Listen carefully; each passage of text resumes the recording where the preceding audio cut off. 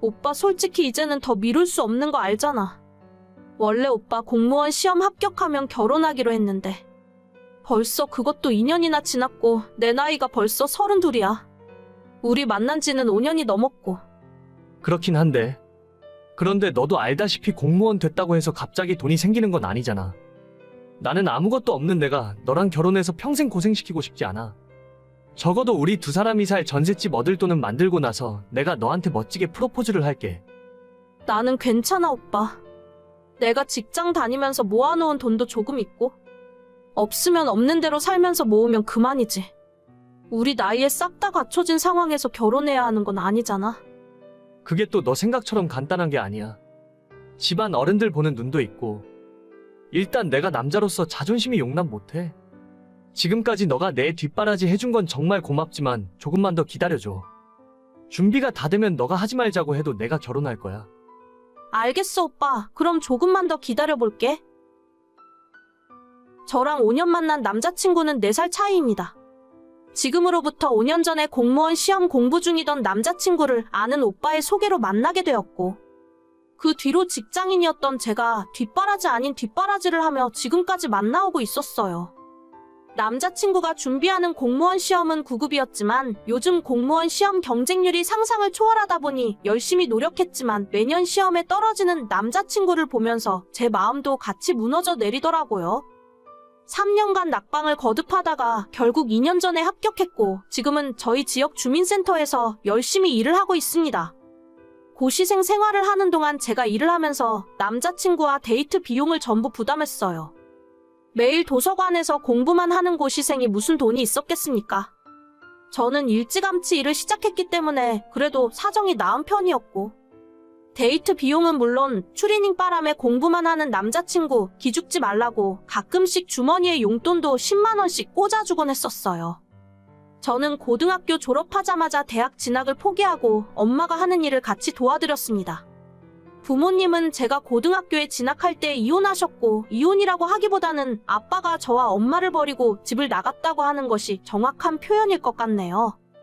엄마는 그 뒤로 혼자서 식당 일을 하면서 저를 키우셨고 제가 19살 때 이모들의 도움을 받아 시장 초입에 족발집을 오픈하게 되었습니다.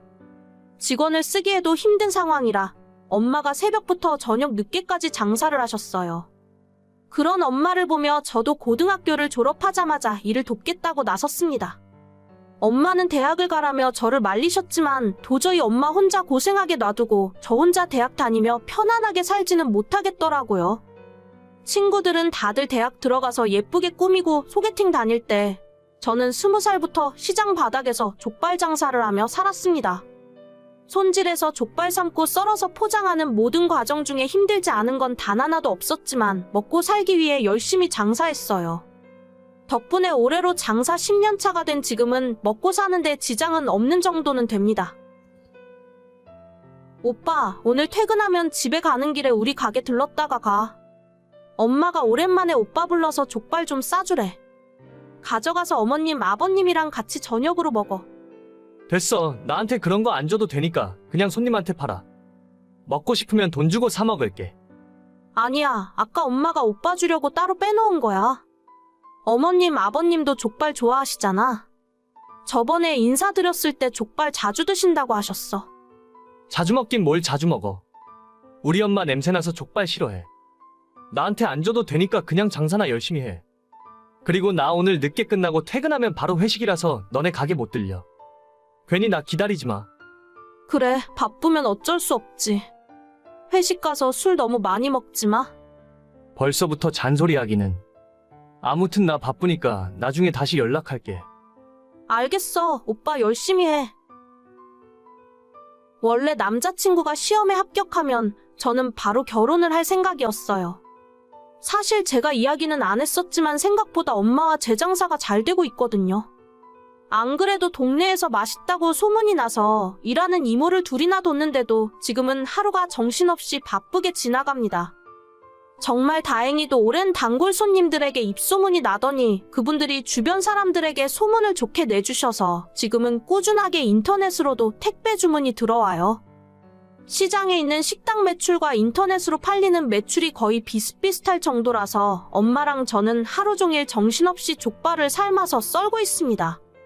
그렇게 장사가 잘 되는 덕분에 저는 진작에 남자친구와 함께 살 집을 한 채 장만할 수 있었지만 결혼 이야기가 진전이 되질 않으니 말할 타이밍이 없어서 지금까지도 집 이야기는 꺼내지도 못했습니다.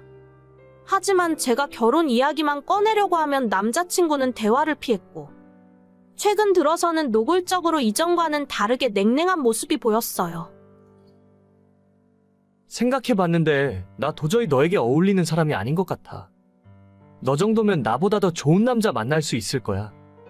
우린 여기까지만 하자. 그게 무슨 소리야? 내가 오빠 두고 왜 다른 남자를 만나? 내가 시험 합격하면 돈 많이 벌어서 널 행복하게 해주고 싶었는데 나는 그런 능력이 없나 봐. 공무원 월급으로 언제 돈 모아서 전셋집이라도 구하겠어? 나 그런 거 필요 없다니까. 오빠는 결혼 이야기하면 왜 항상 돈 이야기만 해? 알다시피 우리 집이 잘 사는 것도 아닌데 너랑 나랑 결혼하면 둘 다 불행해져. 나야 그렇다 치고 너는 결혼하고 나면 홀어머니를 어떻게 하게? 돈도 없는데 모시고 살기라도 할 거야? 무슨 말을 그렇게 해? 오빠가 왜 우리 엄마 걱정을 하고 그러는데? 말이 그렇다는 거지. 그러니까 너랑 나랑 결혼해봐야 답이 안 나오는 상황이야. 나는 나랑 비슷한 조건의 여자를 찾을 테니까 너도 너랑 비슷한 남자 찾아. 오빠 여자 생겼어? 그런 이야기가 지금 왜 나와? 여자 생겼구나? 너랑 같이 일하는 여자니? 그런 여자 만나니까 시장에서 장사하는 내가 여자로 안 보여. 내가 진짜 말을 말아야지. 사람이 끼리끼리 어울리는 사람이 있는 거야. 솔직히 너랑 결혼했다간 꼼짝없이 몇 년 뒤에는 너네 엄마 모시고 살아야 할 것 같은데 공무원 월급으로 내가 어떻게 감당하고 살겠냐? 알겠어. 더는 오빠랑 이야기하고 싶지 않으니까 여기서 끝내자. 내가 다 너를 위해서 한 이야기야. 너도 너랑 비슷한 수준의 남자를 찾아? 나중에 알고 보니 이미 몇 달 전에 같은 공무원 여자를 만나고 있었습니다. 사실 이미 몇 달 전부터 남자친구의 태도가 많이 달라졌기 때문에 어렴풋이 무슨 심경의 변화가 있긴 있구나 생각하고 있었죠. 그래서 헤어지자는 소리를 들었을 때도 큰 충격과 슬픔보다는 배신감에 몸서리치며 분노했죠. 지난 5년의 시간이 아깝고 이런 놈한테 농락당한 내 자신이 한심했지만 이제 와서 떠난 사람의 마음을 돌릴 수는 없었습니다. 그냥 다 잊자 생각했고 오히려 더 일에 몰두하며 살았어요. 앞으로 다신 연락할 일 없다고 생각했는데 며칠 전 갑자기 연락이 오더라고요. 너 왜 지금까지 날 속이고 있었어? 뭐야, 갑자기 연락해서 이게 무슨 헛소리야? 아니, 너네 족발집 엄청 유명하잖아. 우리 사무실 사람들 중에 너네 엄마 가게 모르는 사람이 하나도 없더라. 얼마 전에 TV에도 나왔네. 그게 이제 와서 뭐가 중요해? 대체 무슨 말이 하고 싶은데? 하루에 매출 얼마씩 나와? 100만 원 넘게 벌어? 내가 그걸 말해줄 의무가 있어? 아, 빨리 얘기해봐. 100만 원 넘게 파냐고. 진짜 아무것도 모르네. 100만 원 팔아서 일하는 이모들 월급도 못 줘. 보통 500 정도 팔아. 됐냐? 뭐? 500? 족발 팔아서 한 달에 1억을 넘게 번다고? 하나하나 설명하기도 귀찮다. 쓸데없는 소리 계속 할 거라면 나 오빠 차단할게.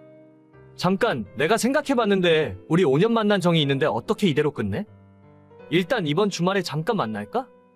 내가 밥이라도 한번 사줄게. 진짜 정 떨어진다. 이런 남자가 뭐가 좋다고 5년 동안 쫓아다녔는지. 이제 차단할게. 앞으로 연락하지 마. 잠깐만, 내 말 좀 들어봐. 왜 돈 잘 번다고 미리 이야기 안 했어? 어디서 주워들었는지 제가 돈 많이 버는 줄 알고 연락을 하더라고요. 매출이 저 정도 나오는 건 맞아요. 근데 저 인간이 장사를 한 번도 안 해본 사람이라 1억 벌면 1억 남는 줄 아나 봐요. 재료비에 인건비도 빼고 월세 빼고 세금도 따로 빼놓고 나면 그렇게 엄청난 부자는 아니고 엄마랑 먹고 살 정도 수준은 됩니다. 사실 그것보다 지난 5년 동안 제 옆에서 그렇게 봤으면서 어떻게 전혀 모르고 있었는지. 그게 더 한심해요. 사람이 끼리끼리 맞는 사람이 있다고 하더니 그 말이 정말인가 봐요. 난 아무것도 필요 없으니 결혼만 하자고 했을 때도 눈치를 못 채다가 이제 와서 뒤늦게 이러는 걸 보면 너무 한심합니다.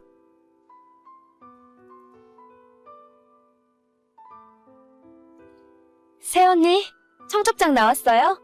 내 친구들도 오빠 결혼식 축하하러 오겠다고 해서 청첩장 많이 필요할 것 같은데 저한테 50장만 주세요. 아가씨 친구들이 그렇게나 많아요? 저희 청첩장 200장밖에 안 찍었는데.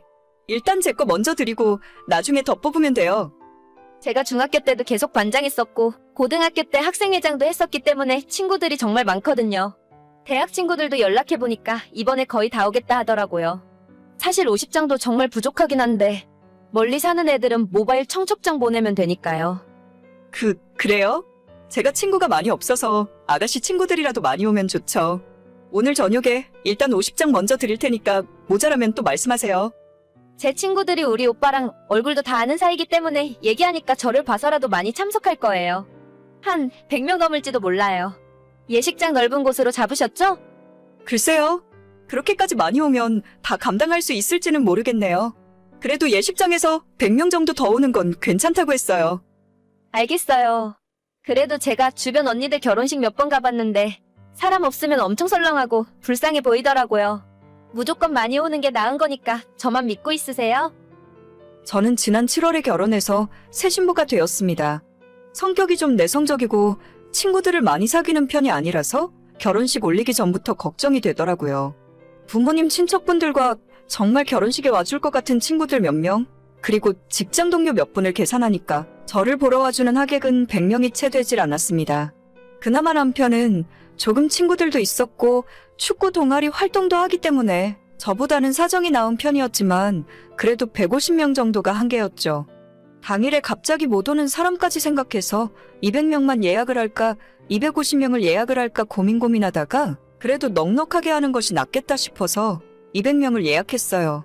하지만 갑자기 신호가 끼어들더니 자기 친구들만 해도 거의 100명 가까이 올 거라고 해서 놀랍기도 했지만 이게 맞나 싶더라고요. 보통 친구의 오빠 결혼식에 그렇게까지 다들 참석하는지도 모르겠고 저희 결혼하는 예식장 1인당 식대가 38,000원이었기 때문에 무작정 많이 오는 것이 반갑지만은 않았어요.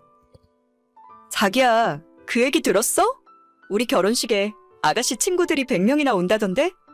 아까 나한테도 그러더라고. 그런데 걔들이 우리 결혼식에 뭐하러 오는 거지? 나랑 그렇게까지 친하지도 않은데 우리 집에 놀러 왔을 때 얼굴 한두 번 본 게 다야. 그러니까 내가 생각해도 우리 결혼식인데 아가씨 친구들이 하객으로 100명이나 오는 건 좀 모르는 사람이 보면 내가 친구 엄청 많은 줄 알겠다. 그러게, 그냥 다 오라고 할까? 결혼식에 사람 많이 오면 좋잖아. 걔 친구들이 다들 사회초년생이라 돈도 얼마 없을 텐데 그래도 본인 밥값 정도는 들고 오겠지. 밥값이야 뭐 축의금으로 해결되니까. 그럼 자기가 예식장에 전화해서 우리 결혼식 예약 인원 50명만 더 늘려달라고 이야기할래? 알겠어. 내가 이따가 전화할게. 걔네들이 축가 같은 것도 불러줄 수 있다고 하길래 그것까지는 필요 없다고 했어. 그래, 나는 잘 알지도 못하는 친구들인데 축가까지 부탁하긴 좀 그렇지. 아무튼 아가씨 덕분에 결혼식에 사람 많이 오겠다. 내가 고마워한다고 전해줘. 그때까지만 해도 사람 많이 오는 것이 뭐가 문제겠냐 싶었어요. 축하해주러 온다는 것 자체가 고마운 일이었고 저희 결혼식을 위해서 신우가 이렇게까지 신경 써주는 것이 너무 감동이었죠. 그로부터 몇 달 후 저희 결혼식 날에 사람으로 꽉 차 있는 예식장을 보니 정말 기분이 좋더라고요. 제가 친구가 별로 없어서 예식장이 썰렁할까봐 항상 걱정이었는데 신우 덕분에 성대하게 마무리할 수 있어서 너무 고마웠습니다. 나중에 다 마무리가 되고 한숨 돌리고 나면 신우에게 작은 보답이라도 해야겠다고 생각하고 있었죠. 하지만 고마웠던 마음이 결혼식 축의금 정리를 시작하게 되면서 당황스러운 마음으로 바뀌었어요. 결혼식 날에 너무 정신이 없어서 정확하게 세진 못했지만 신우 쪽으로 나간 식권이 최소 80장은 넘었습니다. 하지만 축의금 명부에 있는 친구들의 이름은 50명이 채 되지 않았고 그마저도 5만 원 냈으면 양반이고 보통은 3만 원에 만 원 낸 사람도 많았습니다. 그중에 가장 악질은 3만 원 내고 식권을 4장 가져간 사람도 있었어요. 한 장에 3만 8천 원 하는 식권이 80장이나 나갔는데 신우 손님들이 내고 간 축의금은 다 합쳐도 120만 원밖에 안 되는 상황이었죠. 아무리 적게 잡아도 최소 200만 원은 적자였고 혹시나 제가 잘못 계산했거나 뭔가 빠뜨린 건 아닌가 싶어서 몇 번이고 다시 확인했습니다.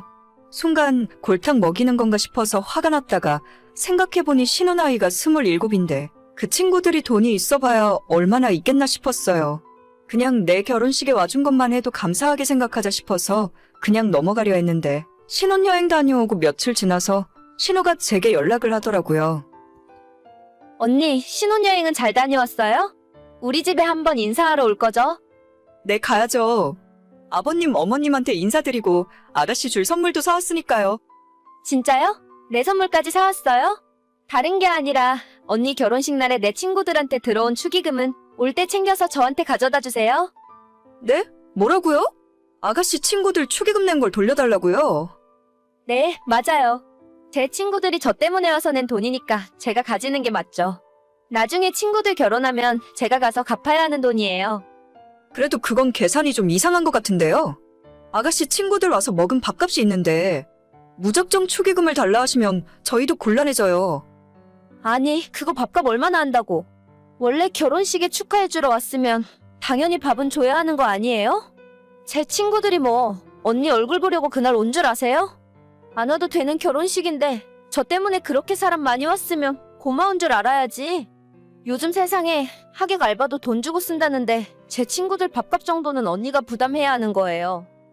제가 먼저 와달라고 한 적 없어요. 아가씨가 친구들 데려오겠다고 먼저 그랬잖아요. 축의금 그거 얼마 들어오지 않았는데 진짜 너무하시네. 지금 말 다 했어요? 그럼 내 친구들이 준 축의금에서 밥값 빼고 나머지만 주세요. 친구들이 먹은 밥값은 걔들이 내라고 하면 될 거 아니에요. 그렇게 해도 진짜 괜찮겠어요? 아가씨 후회하실지도 모르는데. 내가 후회하긴 무슨 후회를 해요? 대신 애들 먹은 밥값 빼고 나머지 돈은 똑바로 저한테 가져와요. 올 때 축의금 명부도 같이 가져오시고요. 네, 알겠어요. 분명히 친구분들 식대는 아가씨 돈에서 제하면 되는 거 맞죠? 내가 그렇다고 몇 번을 말해요. 계산이나 똑바로 해서 가져와요. 그렇게 저는 신우가 원하는 대로 신우 친구들에게 나간 식권 숫자와 모두 합한 식대, 그리고 신우 앞으로 들어온 축의금을 전부 정리해서 명부와 함께 보기 좋게 정리해놨어요. 제가 회사 다니면서 밥 먹고 하는 일이 이런 비슷한 일이라서 아주 식은 죽 먹기였죠. 모두 계산하고 났더니 오히려 신우가 저에게 줄 돈이 220만 원 정도 되더라고요. 남편에게 당신 동생이 나보고 이렇게 하라더라 이야기를 해줬고, 처음엔 이번 축의금 문제를 좋게 생각하고 넘어가려 했던 남편마저 화가 머리끝까지 났습니다.